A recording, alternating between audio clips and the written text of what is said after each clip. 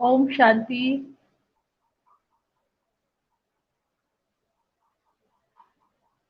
आज आज का जो पॉइंट ऑफ डिस्कशन है, उसका टॉपिक है फ्लाई। फ्लाई माने एवरीबॉडी वांट्स टू फ्लाई।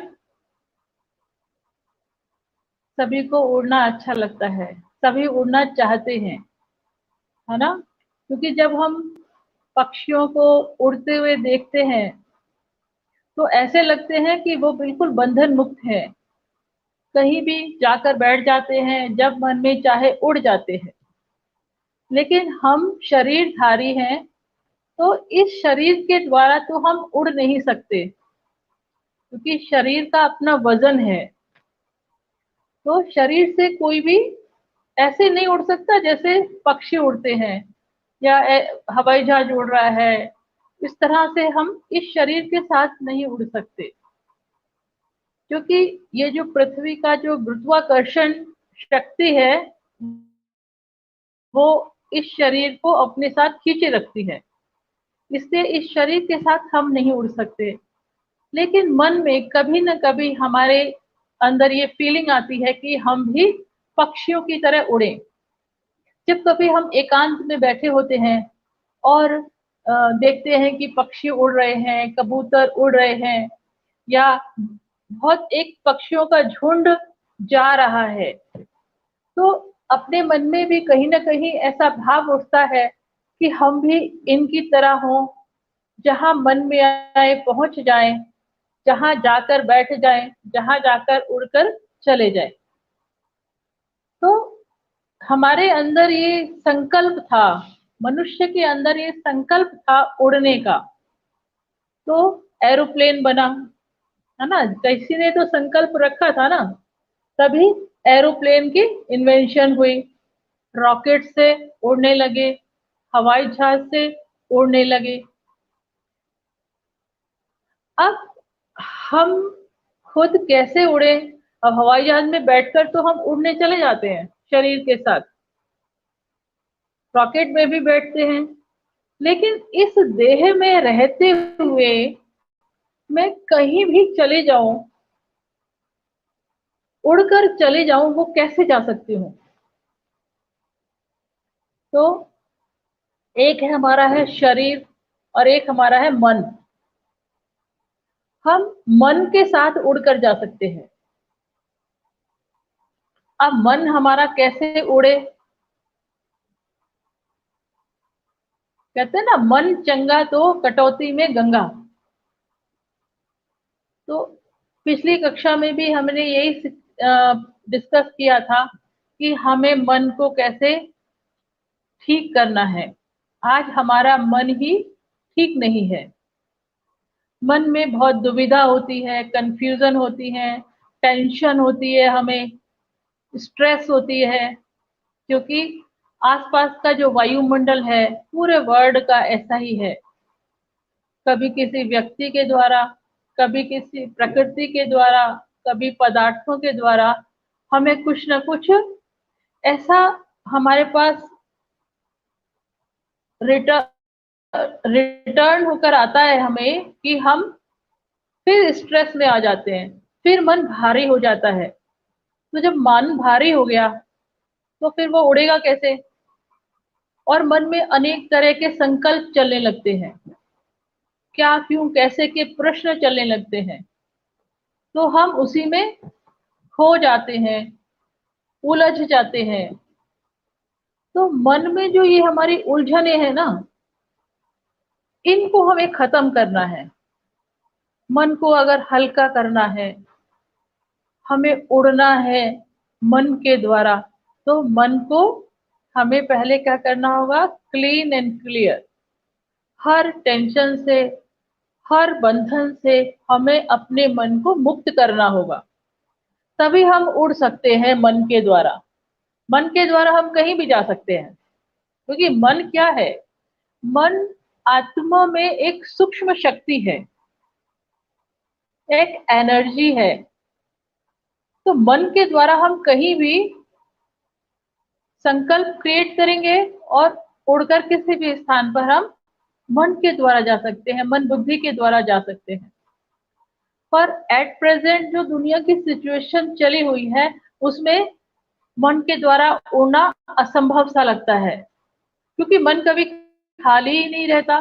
कुछ ना कुछ मन में स्टिमुलस क्रिएट होता रहता है बाहर से, और मन उन्हीं चीजों में उलझकर बिजी हो जाता है, बंधन में बंध जाता है।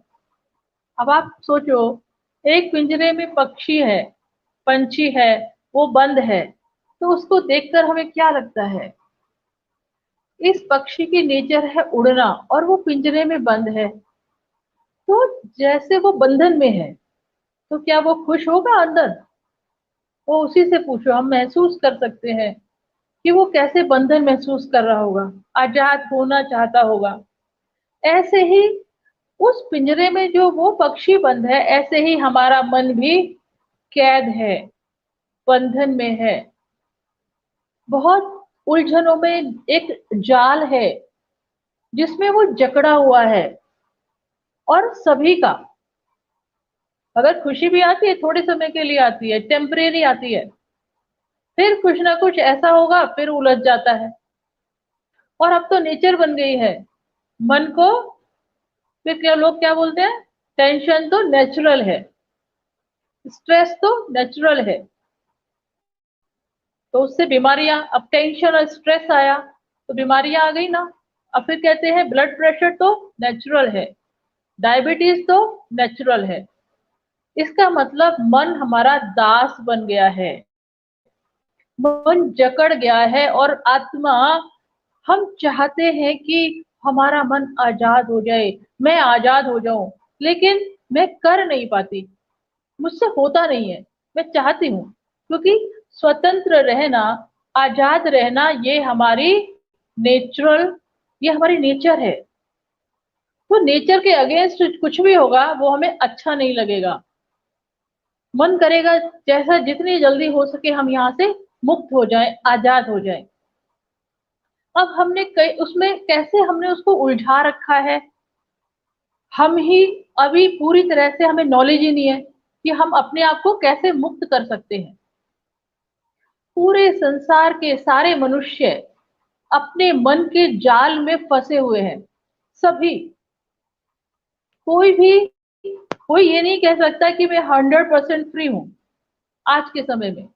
सभी बंधे हुए हैं, और सभी को इस जाल से, इस बंधन से निकलना आता ही नहीं है, हमें नॉलेज ही नहीं है। क्योंकि हमसे नॉलेज सिर्फ जब से हमने जन्म लिया और आज तक की हमें नॉलेज है अपने बारे में। पीछे हमने क्या जन्म लिए, क्या किया, उसके बारे में हमें कोई नॉलेज नहीं है। वो नॉलेज किसको है? हमें अपने पिछले जन्मों के बारे में भी नहीं मालूम है, और हमें सिर्फ इस जन्म के वर्तमान जो समय है उसके बारे में हम कह सकते हैं कि हमने क्या क्या किया। तो पिछले जन्मों में भी हम कुछ कुछ करके आए हैं। तो हर एक, कई व्यक्तियों के साथ हमारे बंधन बंधे हुए हैं कई जन्मों से।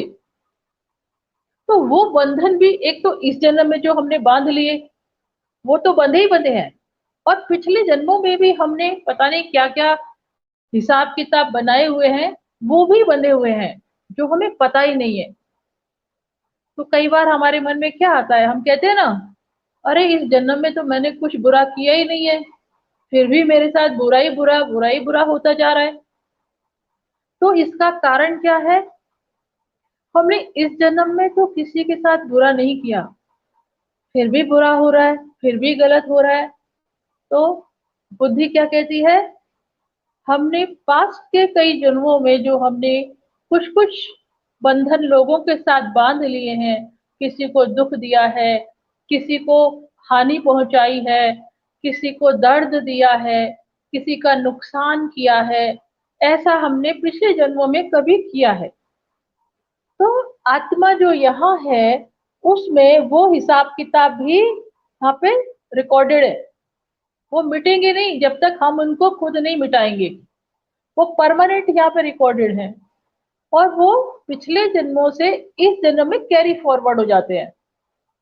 तो इस समय हमारा वर्तमान में जो हमने कुछ किया ऊपर नीचे और पिछले जन्मों में किया, वो सब आत्मा में मन को भारी रखता है, बांध के रखता है। इसलिए मन स्वतंत्र होना चाहता है, लेकिन फिर भी हो नहीं पाता।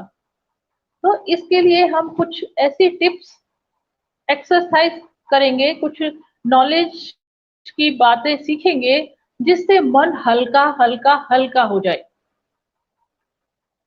तो पहले तो ये पहला अभ्यास जो हम करेंगे कि मैं कौन हूं?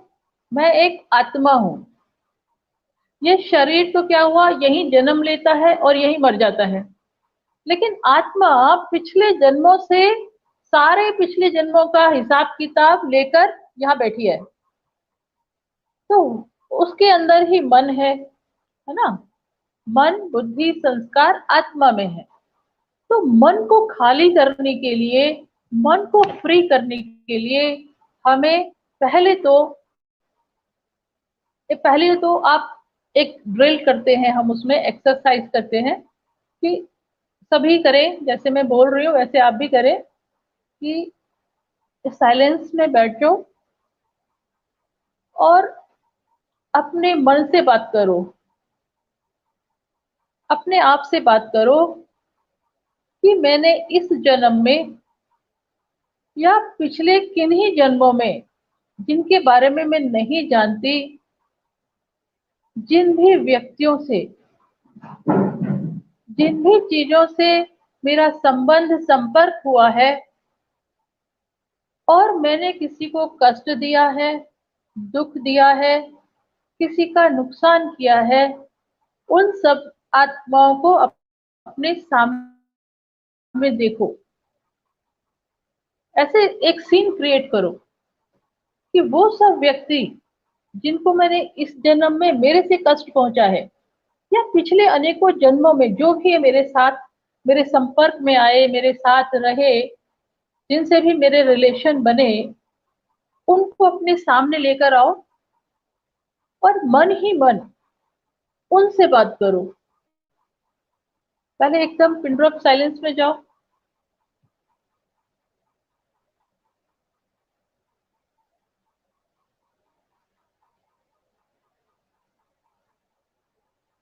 अब वो सब आत्माएं मेरे सामने हैं। अब मैं मन ही मन उनसे बात करती हूँ। हे आत्माएं, आप सभी महान आत्मा हो, श्रेष्ठ आत्मा हो। मैंने जाने अनजाने में कभी भी, किसी भी जन्म में आपको कोई कष्ट दिया, आपको दुख पहुंचाया, किसी भी तरह की कोई हानि की, कोई पीड़ा दी। हे सभी श्रेष्ठ आत्मन, मैं आपकी सहयोगी आत्मा हूँ।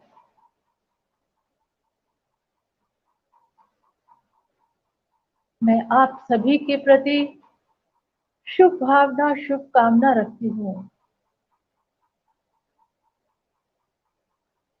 जाने अनजाने में मुझसे जो भी गलत हुआ,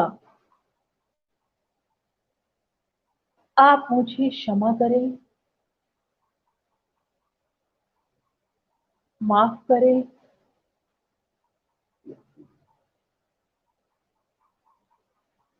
मैं आपसे दिल से क्षमा मांगती हूँ।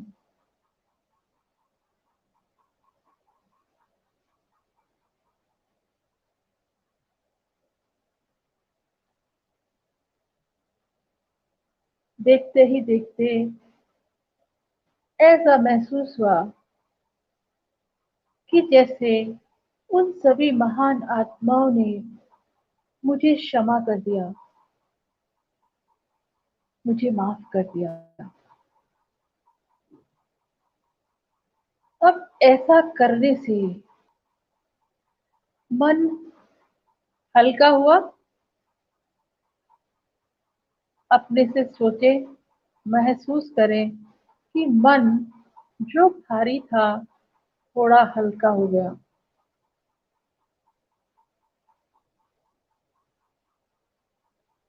अब दूसरी एक्सरसाइज करते हैं। ये है फॉरगेट एंड फॉरगिव। अब हम दूसरों को माफ करते हैं। अभी हमने माफी मांगी जिनसे हमने कुछ गलत हमसे हो गया। अब हमें जिन आत्माओं ने इस जन्म में या और पिछले कई जन्मों में जिनको हम नहीं जानते और जो हमारे संबंध संपर्क में आई थी, उन्होंने हमें कोई दुख पहुंचाया, कष्ट पहुंचाया, तो मैं आत्मा, आप उन सभी आत्माओं को अपने सामने इमर्ज करें। पिछले कई जन्मों से जो भी आत्माएं मेरे संबंध संपर्क में थी, जिन्होंने मुझे डायरेक्टली या इनडायरेक्टली कुछ भी कष्ट पहुंचाया, पीड़ा दी,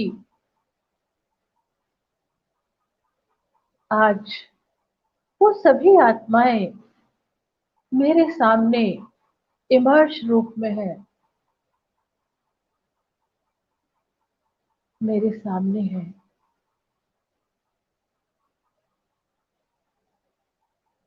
अब मन ही मन हम उनसे बात करते हैं। हे आत्माएं, आपने जो भी आपके द्वारा मुझे कोई कष्ट हुआ, पीड़ा हुई या कोई हानि हुई, मैं आत्मा आज आप सभी को क्षमा करती हूँ।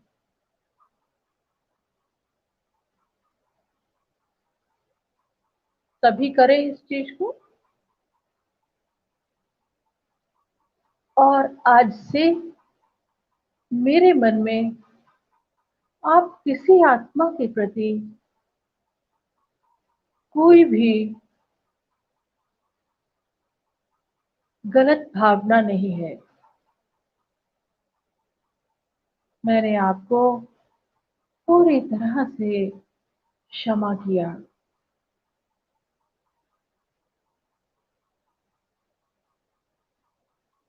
और उन सभी आत्माओं के प्रति भी सदा शुभ कामना, शुभ भावना सदा इमर्ज होती रही।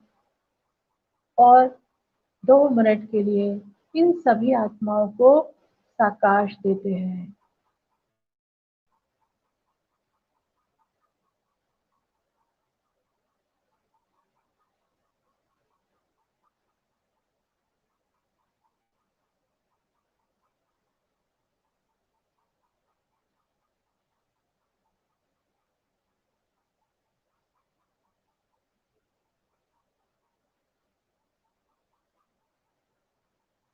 अब इसको करने के बाद,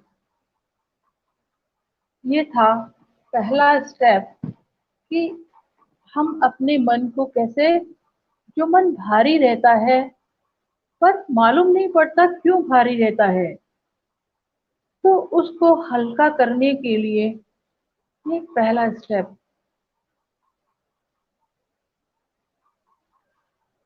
अब मन, आप खुद भी महसूस करोगे कि ऐसे लगेगा कुछ बोझ था जो निकल गया, हट गया, हल्कापन आ गया। तो ये होता है फॉरगेट एंड फॉरगिव। हमें सबको क्षमा करना है और मन में ये सीन क्रिएट करना है कि मैं विश्व की कल्याणकारी आत्मा हूं और हर आत्मा के प्रति विश्व की जितनी भी आत्माएं हैं उन सब के प्रति मेरी शुभ भावना, शुभकामना सदा सदा सदा है। किसी एक आत्मा के प्रति भी मेरे मन में कोई नेगेटिव भाव नहीं है।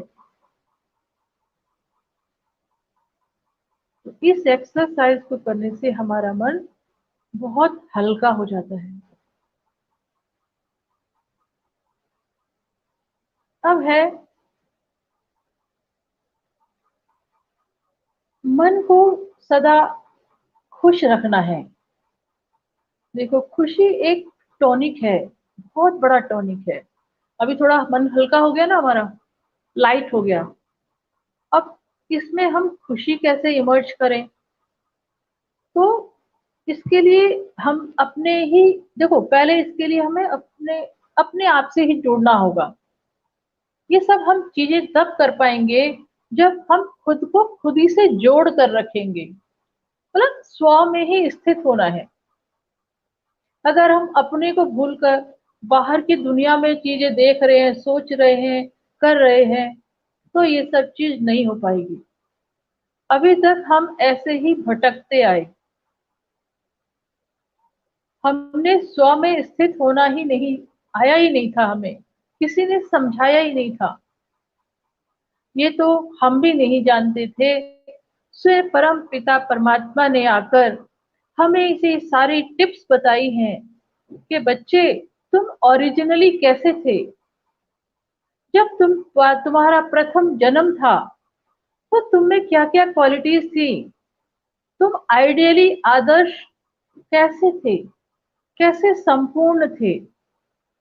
और अब जन्म लेते लेते लेते अनेक तरह के कर्म करते करते हम अपने से ही दूर हो गए। जैसे एक सर्कल होता है ना, उस सर्कल में जो सेंटर पॉइंट होता है, हम वो सेंटर पॉइंट है। लेकिन हम सेंटर पॉइंट से हट के उस सर्कल की जो बाउंड्री है ना, सर्कमफ्रेंस, हम उसमें घूम रहे हैं अपने से हट के। और दुनिया की उस भीड़ में भटक गए, खो गए। जो दुनिया कर रही है वो हम करे ही जा रहे हैं। क्यों करे जा रहे हैं? क्योंकि सब कर रहे हैं। अपने विवेक को इस्तेमाल ही नहीं किया कि ये जो कर रहे हैं ये सही है या गलत है। तो अब परमात्मा ने आकर हमें पहला लेसन ही ये बताया कि अपने स्व में अपने को स्थित करो। तुम्हारे अंदर ही तुम्हारा संसार है। तुम बाहर के संसार में ही भटकते जा रहे हो। इसीलिए मन भटक गया, खो गया दुनिया की भीड़ में। तो अब वहां से वापस लाके स्व में सेंटर पर अपने को स्थित करना है। तब मन एकाग्र भी होगा, तब मन शांत भी होगा। तब जब हम शांत में स्थित हो जाएंगे, साइलेंस में चले जाएंगे, तब हमें अपनी ओरिजिनल चीजें, हमारे अंदर वो संकल्प पैदा होने शुरू हो जाएंगे जो नेचुरल हमारे संकल्प होते हैं। अभी तो क्या होते हैं, वेस्ट होते हैं, नेगेटिव होते हैं। लेकिन आइडियली जो नेचुरल है, वो कौन से संकल्प है, वो तब हमारे अंदर से इमर्ज होंगे जब मैं आत्मा स्व में स्थित हो जाऊंगी। तभी खुशी की महसूसता होगी, तभी खुशी मुझे लगेगा मेरी अपनी है। अभी तो बाहर से खुशी ढूंढते रहते हैं। जैसे अक्सर आजकल क्या कहते हैं लोग, do you love me, I love you. क्या तुम मुझे प्यार करते हो? तो हम प्यार उनसे मांग रहे हैं, तुम मुझे प्यार करो तो मैं खुश हो जाऊंगी, मैं भी तुमको प्यार करती हूँ। तो ये लेना देना क्या हो गया? उससे लेना और मुझे उसको देना। इसकी जरूरत नहीं है। मेरे पास ही अपनी सब चीजें हैं, मेरे पास अपना सब कुछ है, पर मैंने अपने ही संसार में झांका ही नहीं। मैंने अपनी अंदर की दुनिया को देखा ही नहीं, उससे भटक कर बाहर की दुनिया में खो गई। तो बाह्य दुनिया जैसे चल रही है उस हिसाब से मैं भी चल पड़ी उस रेस में, वो एक रेस है ना। तो अब हमें स्व में स्थित करना है, एकाग्र करना है मन को, शांत करना है मन को। जब हम अपने पे ही अपने को देखेंगे, अपने मन को ही टटोलेंगे, अपने मन को ही अपना फ्रेंड बनाएंगे,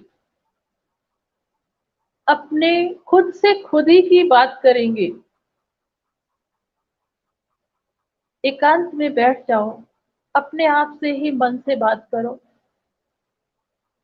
तो धीरे धीरे धीरे धीरे स्व में आपको आनंद आने लगेगा। मन में जो चिंता की लहरें होती है ना, स्ट्रेस और स्ट्रेन जो होता है, दुविधाएं जो होती है, वो स्वतः ही गायब होती जाएंगी जब मन शांत होने लगेगा। तो मेरा स्वधर्म ही शांत है। ये पाठ भी परमात्मा ने आके हमें पढ़ाया कि बच्चे अपने स्वधर्म में टिक जाओ, पहले यही काम करना है। तो और स्वधर्म में टिकना है, स्वचिंतन करना है, अपना ही चिंतन करना है। मतलब अपना चिंतन करने का मतलब है जो मैं कर्म कर रही हूँ, जो मैं सोच रही हूँ, जो मैं बोल रही हूँ, उन पर ही ध्यान देना है। ये भी अपने आप में टिकना हो गया। जब मैं इस एक्सरसाइज को, मतलब अभी मैं एक्स्ट्रा वर्ड थी, अब एक्स्ट्रा वर्ड से मुझे इंट्रा वर्ड होना है, अंदर आना है। तो धीरे धीरे शांति भी आएगी, खुशी भी महसूस होगी, और संकल्पों की क्वालिटी भी चेंज हो जाएगी। जो इधर उधर के संकल्प, मुझे भटकाने वाले संकल्प, मुझे गुस्सा दिलाने वाले संकल्प, मेरे पे स्ट्रेस क्रिएट करने वाले संकल्प जो अंदर चलते रहते थे, नेचुरल हो गए थे, वो संकल्प अब दूर हो जाएंगे स्वतः ही, जब मैं आत्मा स्व में स्थित हो जाऊंगी। तो परमात्मा ने आकर, ये ज्ञान हमें किसी ने दिया ही नहीं, किसी के पास है ही नहीं। तो सारी दुनिया भटक रही है, सारी दुनिया एक फ्लो में घूमे जा रही है। अब मोबाइल का फैशन आ गया तो सारी मोबाइल के पीछे लगे हुए हैं, बिना मोबाइल के कोई रह ही नहीं सकता। तो सारे एक फ्लो में घूम गए ना। तो एक एक क्या बन गया, एक स्टेटस सिंबल बन गया मोबाइल, कि सबके पास मोबाइल, झाड़ू लगाने वाली दो मोबाइल, काम करने वाली दो मोबाइल, ऊपर से नीचे सबको देखो, रिक्शा चलाने वाला दो मोबाइल। तो मोबाइल में तो एक जो करने लगता है उसके पीछे हम सब दौड़ जाते हैं। हम बुद्धि से नहीं सोचते कि क्या चीज मेरे लिए रिक्वायर्ड है, क्या मेरे लिए नहीं रिक्वायर्ड है। वो ये कर रहा है तो मैं भी ये करूंगा, उसके घर में वो हुआ तो मेरे पास भी ये होना चाहिए। तो ये एक होड़ है, एक रेस है जिसमें हम खो गए थे। तो परमात्मा ने आके कहा, यही तुम्हारे दुख का कारण है, यही तुम्हारी चिंता का कारण है। जब हम दूसरी होड़ में जाते हैं ना, तो उनसे ईर्ष्या के भाव भी आते हैं, जेलसी भी होती है, कंपटीशन भी फिर आ जाता है, फिर घृणा भी आ जाती है हमें उनसे। तो ये सारी कमजोरियां हमारे अंदर, ये अंदर विकार है हमारे, वो सब हमारे अंदर आने लगते हैं, जिससे मन मैला हो जाता है, आत्मा मैली हो जाती है, जिसके परिणाम स्वरूप आत्मा बहुत गलत गलत कर्म कर लेती है और अपने आप को बांध लेती है, जकड़ लेती है। तो हम स्वयं ही जकड़ जाते हैं। तो उसका कारण क्या हुआ, हम अपने केंद्र बिंदु से हटकर सर्कमफ्रांस में चले गए, उसकी परिधि पर चक्कर लगाने लगे, उसके बीच में खो गए। तो जैसे कोई मेला होता है ना, मेला लगता है, तो उसमें क्या करते हैं, छोटा बच्चा है, सपोज मैं बहुत छोटी बच्ची हूँ, मेरे पिता मेरे साथ है, तो मैं अगर पिता की उंगली पकड़ के चल रही हूँ, तो कितनी भी भीड़ में चली जाऊं, अगर मैंने उंगली नहीं छोड़ी, मैं कितनी भी भीड़ में चली जाऊं, खोऊंगी नहीं। लेकिन मैंने अपने पिता की उंगली छोड़ दी, तो मैं पता नहीं मेले में कहाँ गुम हो जाऊंगी, ढूंढना भी मुश्किल हो जाएगा। तो इसी तरह से हम आत्माएं भी खो गई हैं, भटक गई हैं। तो अब अपने स्वधर्म में, अपने स्व में, अपनी पहचान, पहले अपनी पहचान मुझे होनी चाहिए, मैं हूं कौन। अभी जो नए भाई बहन हैं, उनके लिए तो यही है कि हम अपने को शरीर समझते आए हैं, तो हम शरीर नहीं, शरीर के अंदर एक चैतन्य शक्ति है जो इस पूरे शरीर को चलाती है। वो अजर अमर अविनाशी है। सभी जानते हैं ना, ये तो सभी मानते हैं कि आत्मा है अंदर, लेकिन मैं आत्मा हूं, ये नए लोग शायद नहीं जानते भाई बहन।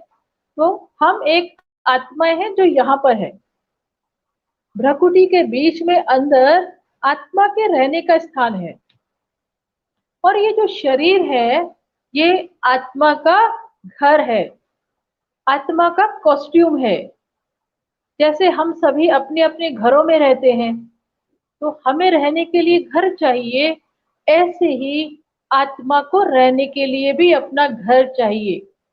तो मैं आत्मा यहाँ इस देह में, इस घर में, तो वस्त्र भी कह सकते हैं, घर भी कह सकते हैं, कॉस्ट्यूम भी कह सकते हैं, मैं इसमें यहाँ बैठी हूँ, और इस शरीर के द्वारा मैं इस धरती पर अपने अपना पार्ट प्ले कर रही हूँ। तो ये परमात्मा ने आके कहा, बच्चे तुम अपने को ही भूल गए, तुम ये शरीर नहीं हो, तुम मेरे बच्चे हो। जब मैं अमर हूं, तो तुम भी तो अमर हो ना।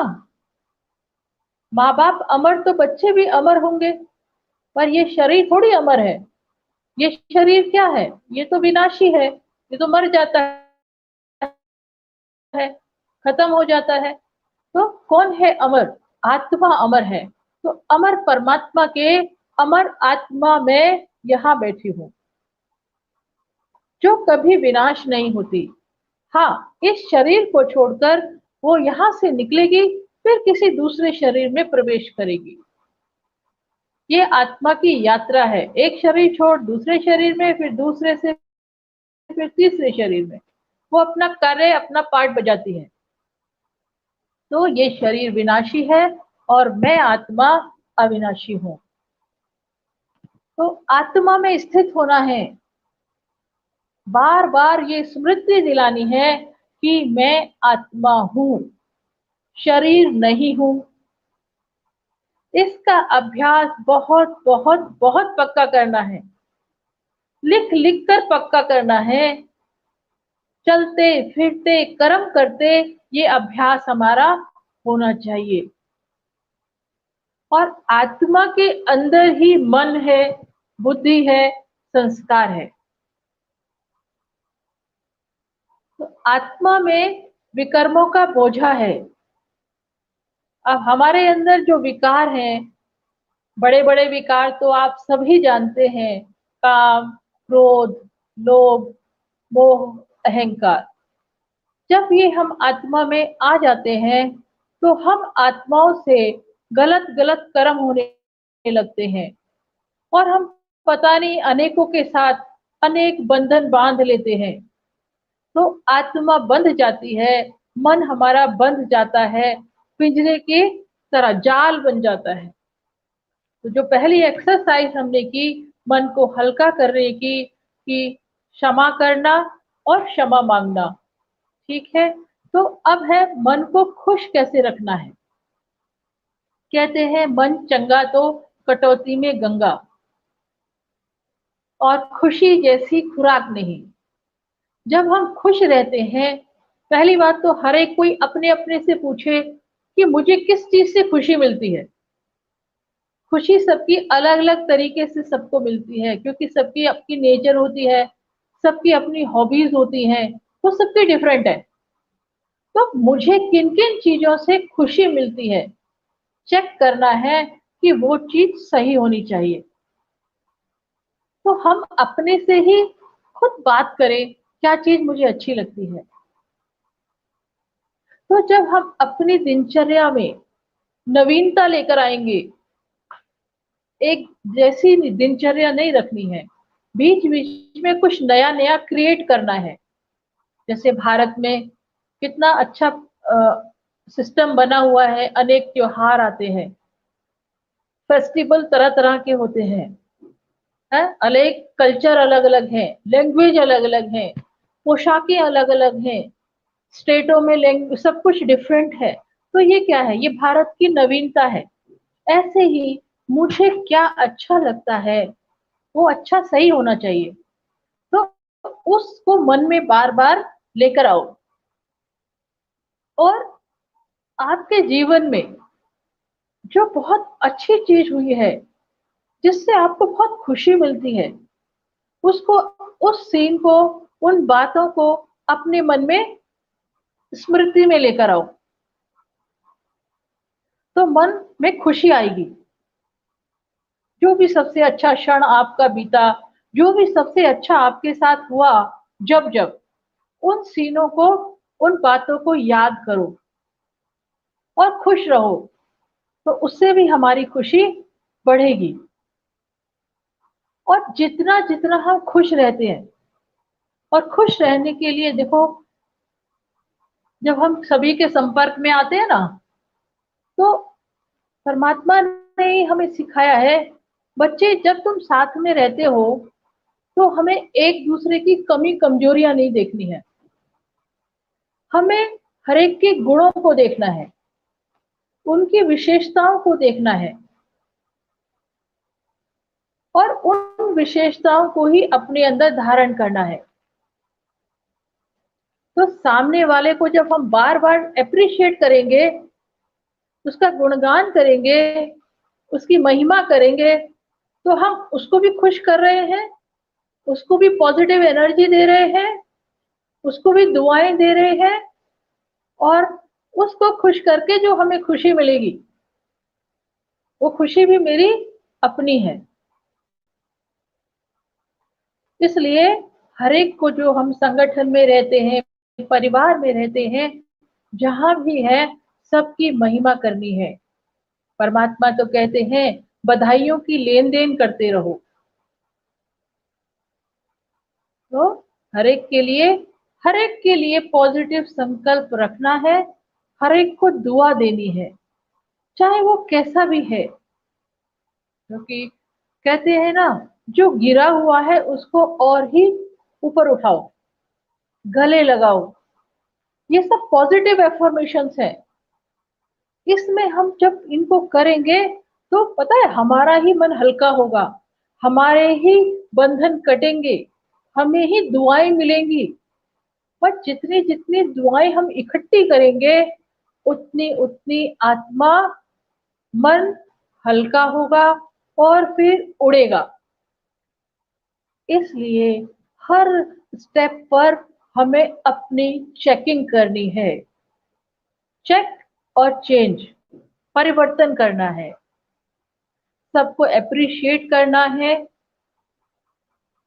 हर एक की महिमा करनी है, हर एक के गुणों को देखना है।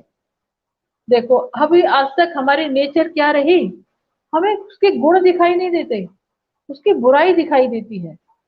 तो हम अपने अंदर भी उसको ले लेते हैं, और चार लोगों को भी बोलते हैं, देखो फला फला ऐसे, फला ऐसे कर रहा था, उसने ऐसे कहा। तो हमने खुद को भी बददुआ ले ली, और औरों को भी उस ट्रांसफर कर दिया दूसरों को। तो ये नहीं करना है, हमें दूसरे की गुण को देखना है, उनकी क्वालिटीज की महिमा करनी है और उनको भी एम्पावर करना है, उनको भी सशक्त करना है, तो उनसे भी दुआएं हमें मिलेंगी।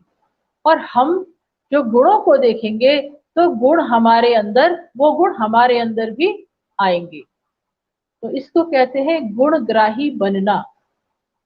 जब ऐसा हम करेंगे तो भी हमारे मन की खुशी बढ़ेगी और हमारा मन हल्का होगा।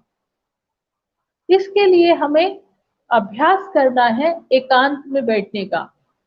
थोड़ा थोड़ा समय एकांत में अपने लिए निकालना है। स्वचिंतन स्वचिंतन करना है अपने बारे में ही। मेरे अंदर क्या कमी कमजोरी है, या पूरे दिन में क्या मेरे से गलती हो गई। तो जब मैं उसको बार बार अपने मन में नहीं लाऊंगी ना, तो वो परिवर्तन नहीं होगी, भले आप लगे रहो। तो उसके लिए समय निकालकर अपने ऊपर काम करना है, मतलब हमें अपने ऊपर ही फोकस करना है और अपने अंदर की कमी कमजोरियों को, गलतियों को चेक करना है और परिवर्तित करना है। तब हमारे अंदर परिवर्तन आएगा, तब हमारे मन की खुशी आएगी। तो इसको कहते हैं चेक एंड चेंज।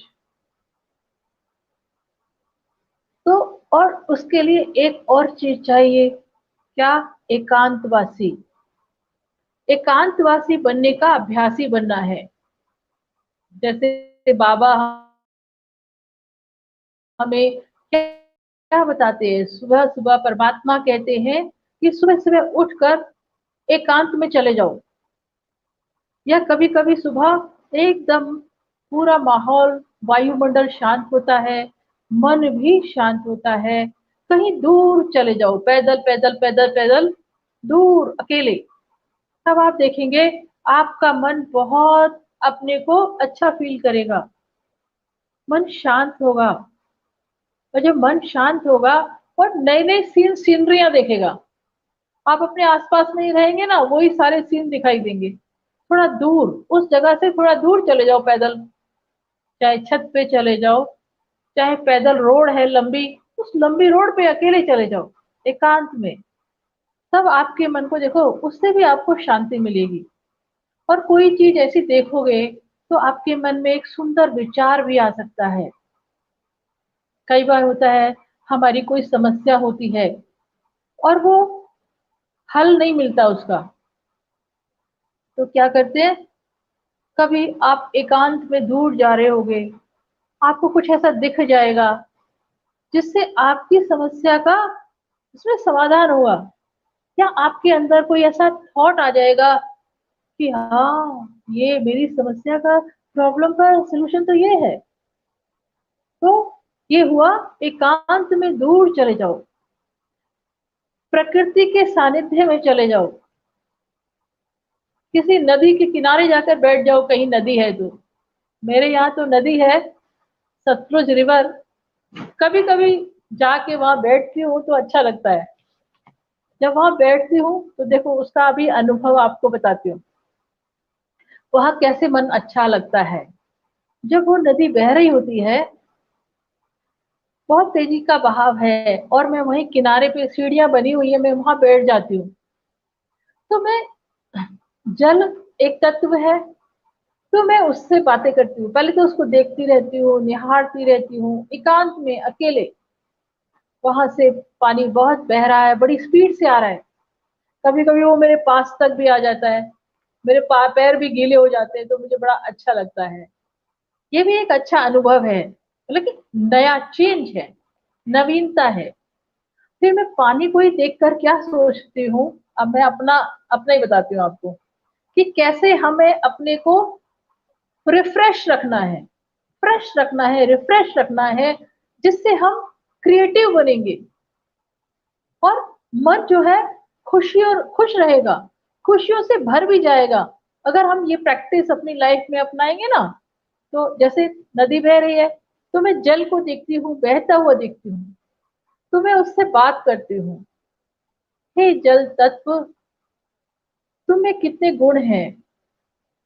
तुम सदा बहते रहते हो, चाहे पहाड़ आए, चाहे नदी नाले आए, चाहे जंगल आए, तुम सदा ही बहते रहते हो, चलते रहते हो, रुकते नहीं हो। तो ऐसे ही हमें भी अपने जीवन में सदा चलते रहना है, रुकना नहीं है, ठहरना नहीं है। तो जल के साथ भी आती है ना परेशानियां आती हैं, तो कहीं भी वो रुक सकता है, लेकिन वो रुकता नहीं है, वो अपना रास्ता खुद बना लेता है और चलता है, और अंत में कहाँ जाके मिलता है? सागर में जाके मिलता है। तो ऊपर से उतर कर नीचे प्लेन में जाते जाते, सागर में जाते हुए कहाँ कहाँ उसे क्रॉस करना पड़ता होगा, कैसे कैसे उसे अपने रास्ते बनाने पड़ते हैं। तो ऐसे मैं उससे बात करती हूँ और अपने मन में सोचती हूँ कि हमारी लाइफ में भी हमें ये चीज धारण करनी चाहिए, जल से ये गुण ग्रहण करना चाहिए। फिर जल चाहे पहाड़ से नीचे गिरे, चाहे खड्डे में गिरे, चाहे झरने से गिरे, वो अपना शीतलता का गुण कभी नहीं छोड़ता। जल सदा शीतलता प्रदान करता है, कैसी भी जगह हो, कैसी भी स्थिति हो उसकी, लेकिन उसका शीतलता का गुण। तो जब मैं उस शीतलता के गुण के बारे में सोचती हूँ ना, तो मेरा मन शीतल हो जाता है, खुश हो जाता है। तो है ना हर चीज में गुण, तो ये गुण हमें धारण करने हैं। ऐसे ही किसी चीज में भी आप ले लो, आप जानवरों से भी थोड़ा अटैचमेंट बनाओगे ना, तो उनकी उनकी लाइफ भी आपको समझ आती है, वो भी बड़े समझदार होते हैं। मैंने यहाँ पे देखा है कि उनमें भी बड़ा संगठन की शक्ति होती है, बुद्धि होती है, कहाँ अटेंशन देना है, कहाँ खतरा है, कहाँ वो रिलैक्स है, वो सब समझ उनमें होती है, हर जीव जंतु में। तो हमारा उनसे भी लिंक है, हमारा प्रकृति के पांचों तत्वों से भी हमारा लिंक है, हम उनसे भी जुड़े हुए हैं, हम जीव जंतु प्राणी मात्र से भी जुड़े हुए हैं। पर ये बातें मन में कब आती हैं? जब पहले मैं अपने से जुड़ती हूँ तब, और दुनिया में भटक रही थी तब ये बातें आती थी? नहीं आती थी। तो परमात्मा ने आके जो सबसे पहला पाठ हमें पढ़ाया, बच्चे अपने स्वधर्म में स्थित हो जाओ, अपने स्व में स्थित हो जाओ।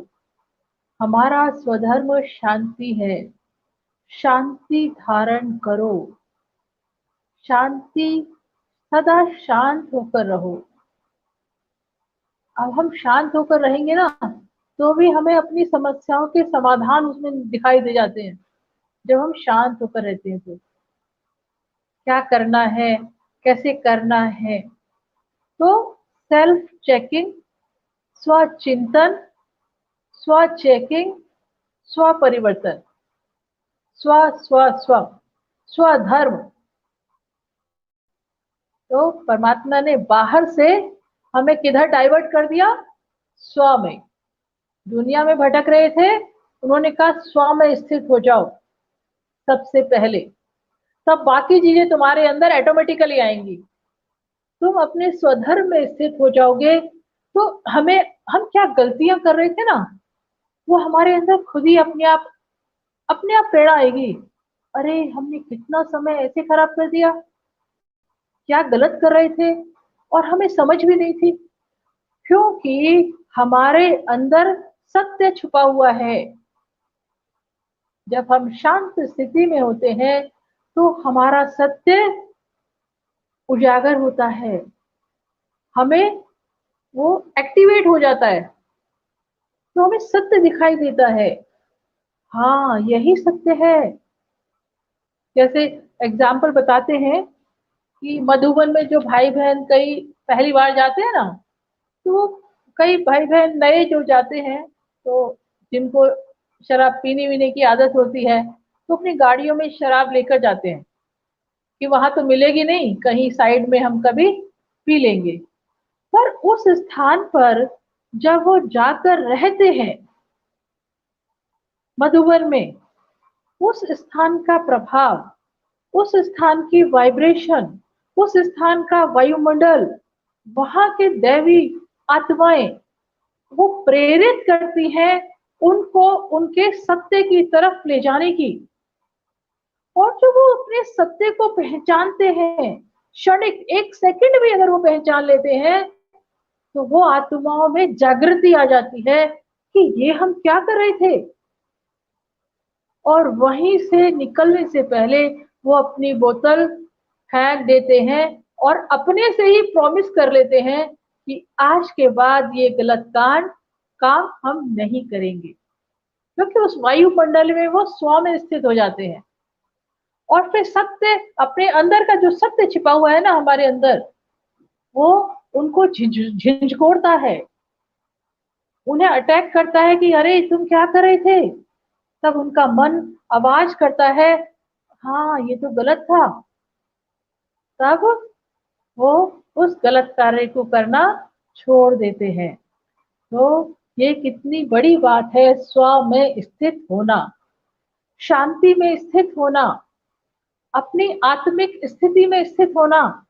इसी से ही मन लाइट होगा, इसी से ही मन शांति में स्थित होगा, इसी से ही मन उड़ेगा, और इसी से ही हमारे अंदर खुशी आएगी। और जब हमारे अंदर खुशी आएगी तो हम औरों को भी खुश करेंगे, औरों को भी खुश करेंगे, तो उनकी जो दुआएं वो भी हमारे पास आएंगी, तो हमारी खुशी और बढ़ेगी। इसीलिए कहा जाता है खुशी जैसी खुराक नहीं, या खुशी बांटने से बढ़ती है। और चीजों को आप बांटोगे वो घटती है, लेकिन खुशी को हम जितना बांटेंगे उतना बढ़ेगी। इसलिए पहले खुद को खुश करने के लिए अपनी चेकिंग करनी है कि जो भी हमसे गलत हो रहा है वो बदलो, उसको ट्रांसफॉर्म करो, परिवर्तन करो अपने आप को। और उसके लिए चाहिए शांति में स्थित होना, एकांत में रहना, अपने अंदर नई नई चीजों की इन्वेंशन करना, जीवन में जो भी सुख की घटनाएं हमारे साथ हुई हैं उनको बार बार स्मृति में लाना और उन्हें सोच सोच के खुश होना। इससे हमारी खुशी, आंतरिक खुशी बढ़ेगी। और जब हम खुश रहेंगे तो दूसरों को भी खुश करेंगे। तो देखिए, हम शरीर से कमजोर भी हैं, लेकिन मन से खुश है तो हमारे मन का प्रभाव हमारे तन पर पड़ता है।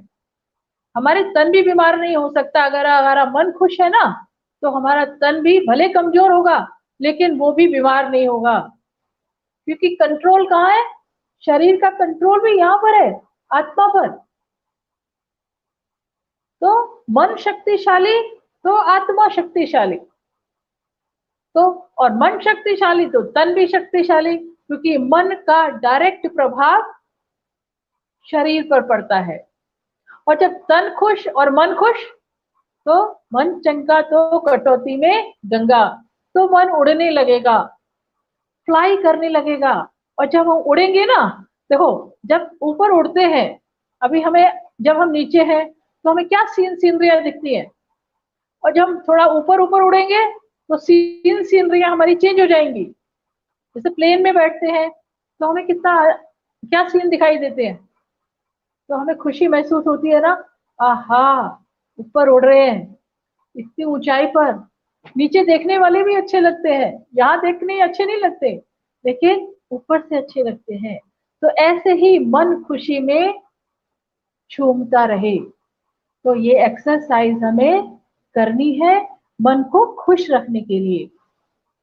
और जो हमारे, अच्छा एक चीज और इम्पोर्टेंट है मन को खुश करने के लिए, हल्का करने के लिए, पे gratitude for each and everything. सबको क्या करना है, देखो अंग्रेजों ने 2 शब्द छोड़े हैं, एक थैंक्स और एक सॉरी। दोनों कितने इजी शब्द हैं, लेकिन दोनों ही कितने इंपॉर्टेंट हैं। थैंक्स भी और सॉरी भी। किसी ने हमारे साथ अच्छा किया, तुरंत उसे हमें थैंक्स बोलना है, नेचर को थैंक्स बोलना है, नेचर ने ये शरीर दिया है, जिस शरीर के साथ मैं आत्मा कार्य करती हूँ, खुश रहती हूँ, तो इस शरीर को भी थैंक्स। अपने वातावरण में जो भी है उन सभी को थैंक्स। प्रकृति को भी थैंक्स। किसी ने हमारे साथ अच्छा काम किया, उसको भी थैंक्स। रात में बिस्तर पर सोए, बिस्तर ने हमें रात भर क्या दिया? कंफर्ट दिया, अच्छी नींद दी।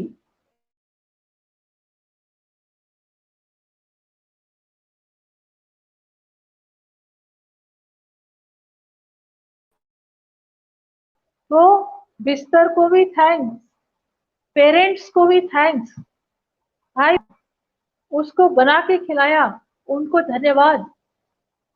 और जो भोजन हमारे मुख में जाता है ना, वो नीचे किसान गेहूं पैदा करता है, फिर वो मार्केट में जाता है होलसेल में, फिर दुकानों में आता है, सिटी में आता है, फिर हमारे घर में आता है, फिर कोई बनाता है, तब हम खाते हैं। तो भोजन खाने के बाद उन सब आत्माओं को थैंक्स बोला है, जिन्होंने ये भोजन मेरे मुख तक पहुंचाया। तो सारी इन्वॉल्व है ना उसमें, तो उन सब आत्माओं को भी थैंक्स। तो थैंक्स करने की आदत डालनी है। किसी ने अच्छा काम किया, थैंक यू। मुझसे कुछ गलती हो गई, तुरंत सॉरी। तो थैंक यू और सॉरी भी ये दो बड़े अच्छे शब्द हैं, उनका ध्यान रखना है और दूसरों को अप्रिशिएट करना है सदा। बाकी बहुत सारी चीजें हैं, तो समय होने वाला है। अगर हम इन चीजों पर, और देखो हमारे अंदर कुछ और गुण भी होने चाहिए। जैसे सबसे अच्छा गुण पता है क्या है? मधुरता। भगवान भी हमें सदा क्या कहकर पुकारते हैं? मीठे बच्चे। और वो,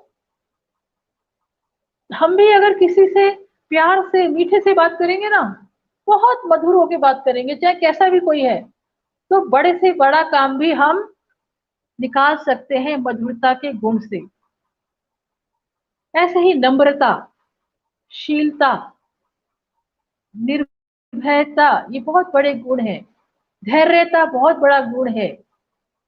ये सब धीरे धीरे जब हम शांति में स्थित होते हैं, तो हम क्या करते हैं, ये सब ऑटोमेटिकली हमारे अंदर से, हम उस स्वरूप में स्थित हो जाए, तो सुख भी हमारे अंदर आएगा, शांति भी हमारे अंदर आएगी, आनंद भी आएगा, शक्ति भी आएगी, ऑटोमेटिकली आएगी। तो ये हुआ हमारे करने से। अब है, वो परमात्मा सर्वशक्तिवान है, उस परमात्मा से जब हम जुड़ जाते हैं, तब हमें मैनीफोल्ड शक्तियां, गुण अपने अंदर प्राप्त होते हैं, क्योंकि वो तो सागर है हर चीज का। तो हमें अपनी खुशी को स्थायी बनाना है, तो परमात्मा तो सुख का सागर है, शांति का सागर है, आनंद का सागर है। इसलिए उसके साथ जब हम कनेक्ट हो जाएंगे, वो सुप्रीम है, वो सोर्स है। अब मोबाइल को चार्ज करते हो तो प्लग इन करते हो तो चार्ज होता है ना, ऐसे ही मैं आत्मा की बैटरी उस परमात्मा से चार्ज होती है, क्योंकि उसके पास इनफाइनाइट पॉजिटिव एनर्जी है, और जो सदा उसके अंदर से फ्लो होती है। जब मैं आत्मा अपने को उससे कनेक्ट कर दूंगी, सोर्स से कनेक्ट कर दूंगी, तो परमात्मा हमेशा हाई पोटेंशियल पर है, हाईएस्ट लेवल पर है। जब मैं उससे कनेक्ट हो जाती हूँ, तो उसकी एनर्जी, उसकी शक्तियां ऑटोमेटिकली मुझ आत्मा में फ्लो होने लगती हैं। वो एनर्जी है, energy always flow from higher potential to lower potential. तो मुझे सिर्फ उसको याद करना है, बहुत मेहनत नहीं करनी। जैसे सपोज हम आपको ही बोलते हैं आप अपने फादर को याद करो, याद आ गया ना। बस ऐसे ही अपने को आत्मा रूप में स्थित करना है और परमात्मा के स्वरूप को याद करना है कि वो infinite source of positive energy है, जिसके अंदर से कंटिन्यूअसली एनर्जी निकलती है और इस धरती पर आती है। जो रिसीवर है वो रिसीव कर रहे हैं, जिनको नहीं रिसीव करना आता वो नहीं ले पा रहे हैं। तो मुझ आत्मा को परमात्मा से कनेक्ट होना है, माने उसको याद करना है, प्रेम से, प्यार से उसको याद करना है। बस कोई लंबा चौड़ा काम नहीं है। वो भी पॉइंट ऑफ लाइट है, लेकिन सर्वशक्तिवान है और सबसे ऊंची पोजीशन पे स्थित है। ऊंचे से ऊंचा उसका धाम है, उससे ऊंचा कुछ है ही नहीं। परमात्मा के कोई बात पिता नहीं है, वो सर्वोच्च है, वो स्वयंभू है, वो दाता है। तो जब मैं उस सर्वशक्तिवान से कनेक्ट हो जाऊंगी, कहते हैं ना जैसा संग वैसा रंग, अगर मैं उसके संग में रहूंगी तो उसकी शक्तियां, उसके गुण, उसके संस्कार, वो सब ऑटोमेटिकली मेरे पास आएंगे। सिर्फ उसको प्यार से याद करना है। जैसे हम अपने घर के माँ बाप को प्यार से याद करते हैं, तो बाप भी हमें प्यार करता है, माँ भी प्यार करती है। ऐसे ही उस परमात्मा को जो पॉइंट ऑफ लाइट है, उसको हमें याद करना है। मैं आत्मा, शक्तिशाली आत्मा हूँ और मेरा पिता वो परमात्मा है, जिसका नाम शिव है। और वो ऊंचे से ऊंचे स्थान पर रहता है, क्योंकि वो सबसे ऊंचा है, उससे ऊंचा कोई नहीं। उसको भूलने के कारण ही हम, देखिए जब माँ बाप को भूल जाते हैं तो क्या कहते हैं बच्चे को, अनाथ हो गए। तो हम अनाथ हो गए थे उसको भूलने पर, अब वो मिला है, अब हम उससे जुड़ेंगे तो माँ बाप से क्या मिलता है, सब कुछ। वो अनकंडीशनल लव हमें देता है, अनकंडीशनल फ्लो ऑफ एनर्जी, बिन मांगे सब कुछ ऑटोमेटिकली उससे मिलता है, स्वतः मिलता है। सिर्फ उसको प्यार से याद करना है। मैं आत्मा हूँ, पॉइंट ऑफ लाइट, और उस परमात्मा पिता को प्यार से, प्रेम से, यहीं बैठकर, कहीं जाने की जरूरत नहीं है, जहां बैठी हूँ वही मैं आत्मा, शरीर को थोड़ी देर के लिए भूल जाओ। थोड़ा सा ड्रिल करते हैं 1 मिनट के लिए।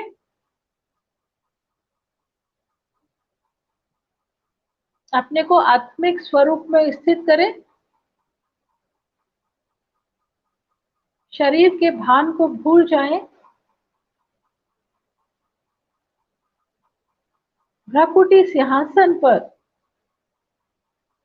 मैं आत्मा, पॉइंट ऑफ लाइट, अति सूक्ष्म ज्योति बिंदु हूं। मुझ आत्मा से शक्तियां प्रवाह हो रही हैं और मेरे शरीर में होते हुए वायुमंडल में फैल रही हैं।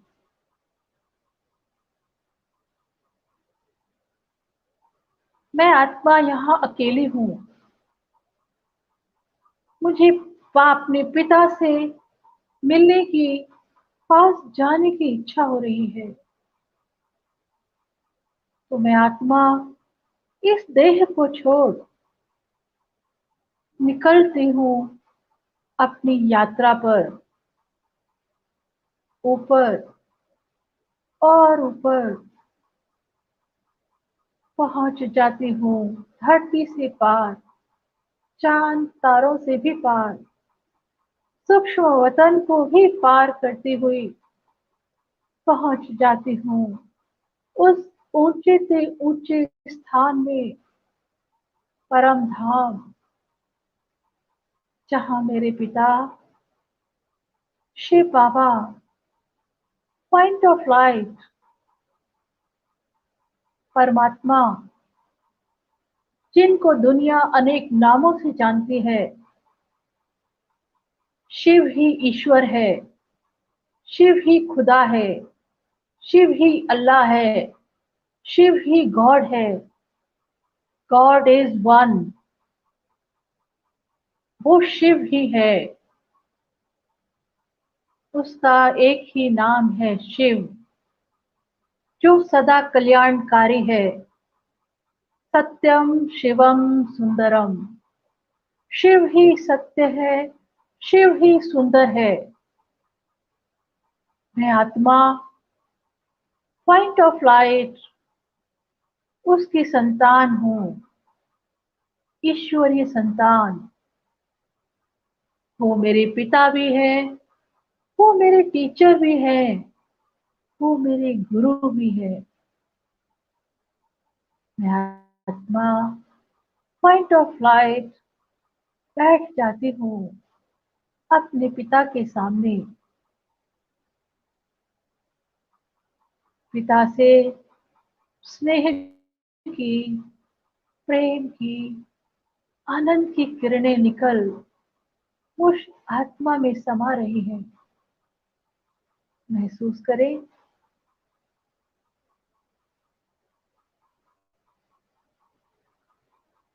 थोड़े समय के लिए मैं इस प्यार में, इस स्नेह में अपनी सुध बुध खो बैठती हूँ। भूल जाती हूँ खुद को ही, खो जाती हूँ अपने पिता के प्यार में।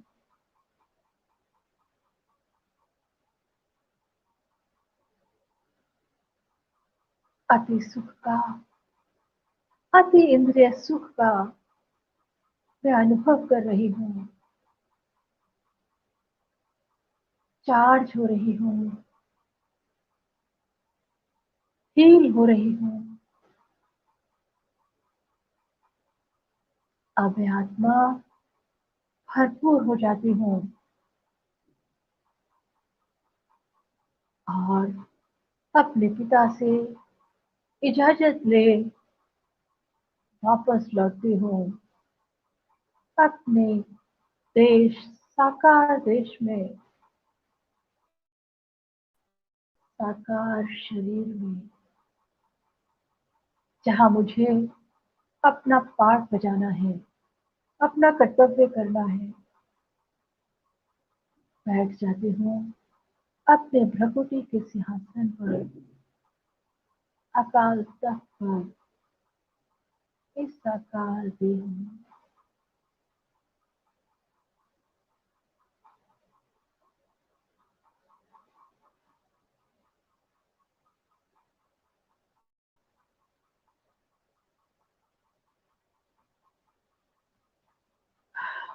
ओम शांति, ओम शांति, ओम शांति।